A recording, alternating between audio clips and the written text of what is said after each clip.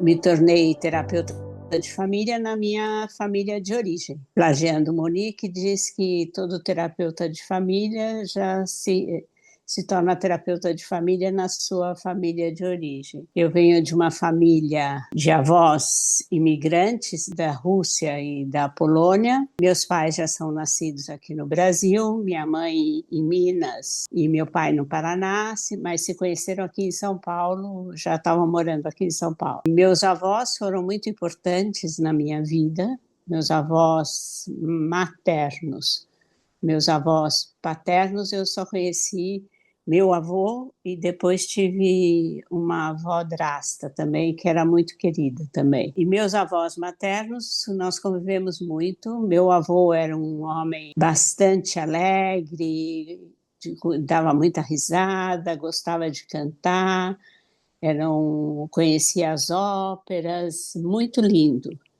E minha avó era uma avó muito querida, mas minha avó contou para a gente, ou me ensinou, como é que a gente passava pelas trevas e pela melancolia. Minha avó era e muito cuidadosa com a comunidade. A minha avó tinha depressão, naquela época chamava-se depressão endógena, não transtorno bipolar, e nos momentos onde minha avó estava na depressão, a minha avó trazia muitos sonhos à noite. Meus pais às vezes saíam, eu tinha por volta de uns 9, 10 anos. Meus pais saíam e eu comecei a ter notícias da guerra, notícias das perseguições através dos sonhos da minha avó. E eu era a pessoa que ficava, meu irmão era muito pequeno, e eu era a pessoa que ficava do lado da minha avó quando ela sonhava, ela chamava o nome dos irmãos, ela tinha esses momentos de muito terror. E eu era a pessoa que ficava ali do lado quando ela estava na nossa casa. Não era sempre que ela estava em casa. E eu acho que isso foi me acordando para uma curiosidade sobre quem é o ser humano, como se formam os vínculos, como se dão as famílias. E também acho para a questão desses lutos, que naquela época eu não chamava de lutos, mas eu chamava das perdas, das mortes, do desenraizamento e sobre o sentido da pertinência também. A minha avó ficou praticamente, só foi encontrar a irmã dela 40 e tantos anos depois, que morava nos Estados Unidos, só se encontraram muito depois. E meu avô também não encontrou a irmã dele, que estava na Argentina. Quem foi atrás dessa história também foi minha mãe e o meu pai. Então, eu acho que vínculos, buscas, entendimento, história sempre foi algo que foi me formatando. Na minha família existiram duas terapeutas muito importantes, a Melanie Farcas e a Silvia Rechulski, que também me ajudaram bastante na minha formação e me interessar pela psicologia. Sabe o que eu estou me sentindo hoje? Tem uma entrevista bem antiga que todo mundo fala sobre ela, que é da Clarice Lispector, numa entrevista na TV Cultura, num programa que chamava Ensaio. Eu estou me sentindo um pouco assim, Clarice Lispector, hoje, tendo que olhar para as minhas entranhas, poder contar, falar da minha história, poder entrar em contato com a minha angústia também, porque eu tenho uma questão de poder estar falando e me expondo dessa forma. Então, eu fui fazer faculdade e tive a sorte de, na minha época, na minha faculdade, existia a cadeira no último ano, de terapia de família. E tive uma professora muito, muito especial, que é a Cleia Pilnik, que é uma pessoa muito amorosa e muito bacana. Eu fiz a minha formação e a Cleia sempre trouxe muitos autores. Um dos primeiros foi o Andolfi. Então foi esse caminho que eu fui trilhando, o Ackerman. Então, praticamente os fundadores da terapia de família. Quem me iniciou nesse caminho, de fato, foi a Cleia, porque depois eu prestei, como eu gostei muito, me envolvi muito, atuei na área, eu prestei concurso e me tornei professora de terapia de família nessa faculdade. Eu fiz o NIP e sou da terceira turma. Então, meu caminho em terapia de família foi esse caminho, essa trajetória, que eu acho que tem a ver, foi quando a gente conheceu o Moni, que para mim é uma pessoa fundamental na minha formação. Eu acho que a minha vida tem grandes marcos. Quando eu conheci a Sandra, quando eu conheci o Moni, que foi quando ele me autorizou a poder ser a terapeuta que eu gostaria de ser, com o meu jeito, com a minha forma, podendo praticamente criar uma teoria que era minha também, num certo sentido. Então, eu acho que a minha formação vem com todas essas, como diz lá a Cora Coralina, são esses retalhos que vão me fazendo e vão me tornando. Então, acho que eu estou contando disso. E acho como também tem o Tom Anderson, que eu acho que é uma pessoa muito importante na nossa história de sistemas humanos. Acho que são elementos fundantes que me tornaram a ser a terapeuta que eu sou. Não posso deixar de falar que eu também tenho um percurso pela psicanálise no início, nos meus primórdios, profundo também. Tenho vários mestres que eu tenho bastante deles dentro de mim. Então, posso até nomeá-los, que foi o Leopoldo Nozek, a Mina Maggi, a Sandra Schaffa, pessoas que me enriquecem e eu tenho a voz deles dentro de mim até hoje, e também do Freud, que é eu gosto e estudo bastante, tenho ele bem internalizado em mim. Eu acho que quem me forma são as pessoas, são os alunos e são os nossos clientes. Eu não acho que a gente seja formada só por essa, uma vez que a gente acredita que a gente existe no encontro.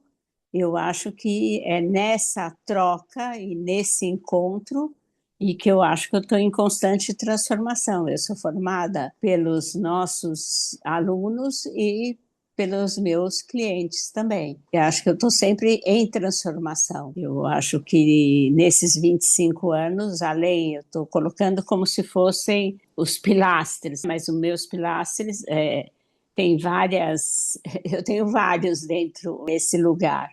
Então, acho que essa é as minhas transformações são a cada segundo, a cada momento, porque uma palavra, ela também já faz diferença e me faz pensar em outras coisas. Então, eu acho que a gente está em constante transformação. Olha, eu não sou muito. Acho que a minha pesquisa é diária, acho que a pesquisa é a investigação nos encontros. Eu não sou. Eu não tenho esse lado formal assim da pesquisa. Eu devo ter feito alguma coisa, mas também ao longo desses meus. Eu me formei em 78, eu fiz algumas coisas. Até na minha formação, a faculdade permitiu, a gente fez uma pesquisa em Mato Grosso, em Dourados, e que foi deliciosa. Eram todas as faculdades e a gente foi. Era uma pesquisa de linguística, de comunicação e de psicologia e de educação. Então a gente entrevistava as famílias, ia às fazendas, foi uma coisa muito rica. Mas eu não tenho isso como dentro de mim, essa área, eu acho que eu sou bem fraca nisso. Na minha escrita, eu tenho participação em livros, tenho participação no Gritos e Sussurros, tenho um livro que a organizadora também foi a Marília Ancona, que é um livro sobre. O meu capítulo era sobre a indicação ou não de terapia, mas eu era outra terapeuta, a indicação ou não de terapia de casal naquela época. Tenho alguns comentários também, ou que eu escrevi sobre livros e filmes que eu gostei muito. Então, eu acho que a área de pesquisa, a minha investigação é mais no meu dia a dia mesmo, dentro de mim e fora de mim, e nesse aprendizado do que acontece no entre, na relação e daquilo que é suscitado na relação. Mas eu não, eu tenho que dizer que é uma falha grande minha. Não sei se é uma falha, mas talvez seja uma lacuna. Eu não tenho essa dedicação ao estudo, à investigação, à pesquisa sistematizada, assim. Então, acho que talvez seja uma lacuna importante. Mas eu acho que eu sou bem estudiosa. Isso eu ainda posso dizer que eu sou de muita leitura, muito estudo, mas não tanto assim da pesquisa formal. Acho que eu tenho essa. Acho que não faço tanta parte de mim. Acho que quem caminha mais por esse, traz bastante isso é a Sandra. Acho que ela é uma pessoa bastante que gosta da pesquisa também, dos dados, de trazer isso bastante para dentro dos sistemas. Escrevi que eu gosto muito, eu gosto de falar sobre os casais, das relações, das possibilidades, dos vínculos, trazendo bastante esse olhar para a possibilidade do desenvolvimento, muitas vezes, do casal, mas também do individual na relação e como possibilitar que isso ocorra, que as pessoas possam entender esse paradoxo que quando você está junto, você pode estar cuidando de si também e como entender que a individualidade e a conjugalidade são possíveis. Acho que isso é uma das coisas que eu gosto de conversar e de trazer para de escrever. Gosto muito desses temas, assim. Acho que é o que eu mais gosto de me dedicar, à clínica, né? A essa clínica, assim. Ao longo desse caminho, eu encontrei muitas pessoas que são muito importantes na minha história, mas como todo mundo sabe, a pessoa fundamental no meu caminho na terapia de família é a Sandra, que já era amiga da Silvinha Rechulski, e que nós nos encontramos e foi num momento onde eu fui fazer uma apresentação num congresso e fui contar, o meu escrito era sobre luto. E quando eu falei, depois da minha fala, a Sandra veio falar comigo e disse que tinha gostado muito do meu trabalho, do que eu tinha falado. E eu estava contando do processo de luto em mim, com uma família que eu estava atendendo. Eu tinha lidado muito com a minha história, com os meus lutos, e quando eu fui contar e falar sobre isso, foi quando a Sandra veio conversar comigo. E dizem que a gente tem a possibilidade no luto de ter renascimentos, e foi aí que nasceu a nossa amizade. Foi a partir desse dia e nunca, desde então, não nos separamos mais. Felizmente. A gente tem uma amizade que eu acho muito fértil, muito boa, e aí nós tivemos um percurso grande na terapia de família, até fundarmos os Sistemas Humanos, que está comemorando 25 anos. Eu penso que esse é um caminho inicial da terapia de família. E acho que juntas nós fizemos desbravamos muitos teóricos, fundamos um jeito de criar essa possibilidade de uma escola que eu acredito que é uma escola que, como a Sandra sempre conversava, que ela gostaria muito de ter uma cooperativa. Acho que as pessoas escutam e sabem dessa história que a gente estava caminhando pela praia e que fomos conversando até nascer os Sistemas Humanos. E que tinha essa ideia, e eu acho que os Sistemas Humanos ele é um lugar comunitário, de uma certa forma, onde é possível conviver com as diferenças, cuidarmos da presença de cada um na sua legitimidade, que eu penso que é algo muito profícuo, e por isso que ele tem essa forma que as pessoas dizem acolhedora, mas não é só o acolhedor, a grande possibilidade de poder ser quem se é dentro dos sistemas humanos e dentro do jeito de trabalhar. Acho que essa é a questão mais importante para mim.